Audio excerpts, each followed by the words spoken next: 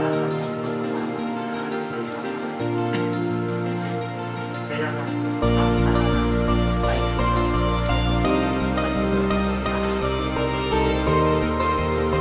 sa pamamagitan ng panalong ang pagtawa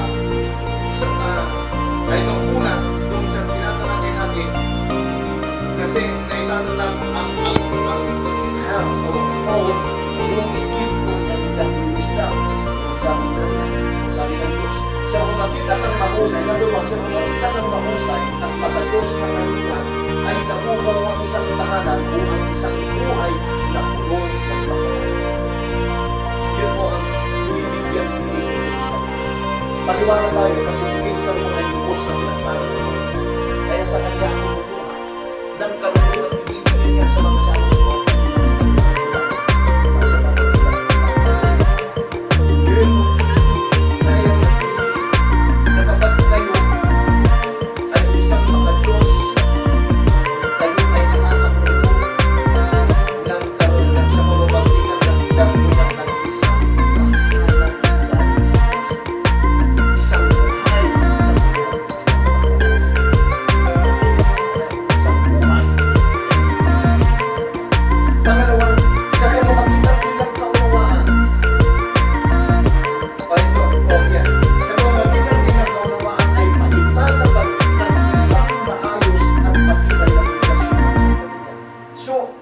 Sa pamamagitan din ng kaunawaan, mga kapatid, ang pamilyang ito, ang makasama ito ay magtatatag ng isang pamilya na may patibay na pundasyon.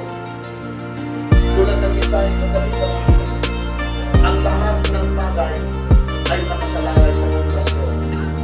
Dumarating ang mga bagyo sa mga tahanang bisigan na ito at kung ito ay marapot ng collapse.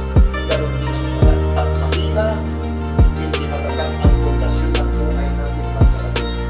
Pagdating ng mga maraming problema, kapag tayo ay naglawi ng mga maraming problema, iyang babagsak kung malulog. Kaya nasabi ni Jesus, walang ibang pundasyon na itinayo sa akin, hindi lang na pundasyon. Kaya gawin natin lahat na ang pundasyon ng ating pangalan at gawin ang buhay natin. At ang pangalan sa pamamagitan ng kaalaman ay mapupuno ang masigit ng pangalan ng lahat ng mahalaga at kahayang. So napakahalagang talaga yung pangalan for knowledge. Kasi sabi ng Diyos, ang people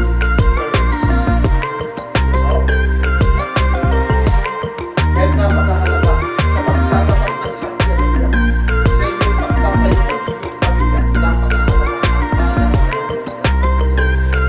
ngayon, ang pinagtutungkulan mo sa pinalakay natin ay ano ang nagpapatibay sa pamilyang matalos. Tatlong bagay lang ang iiwan sa atin ng Panginoon Diyos, kayo man na nagtatatag pa ng pamilya o mayroong pamilya, kailangan ano nga ba ang nagpapakita sa isang panatilihin ang presensya ng Diyos upang ito'y mag-isang tahanan ng mga so meaning, bakit ba lang? Number one, tatlong pinag-iwan. Kung nawawala na ang presence ng Diyos dito sa tahanan ito, bakit lalong bakit sa hindi ba maaaring hindi ba pagsakit? Kaya nga, ang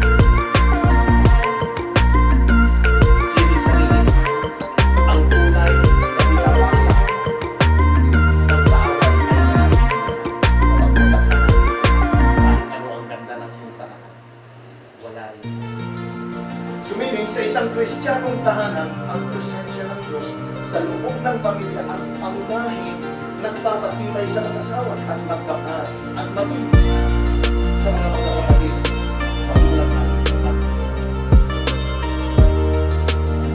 Kapag doon sa iyong tahanan, sa ating mga tahanan, lagi ng presence,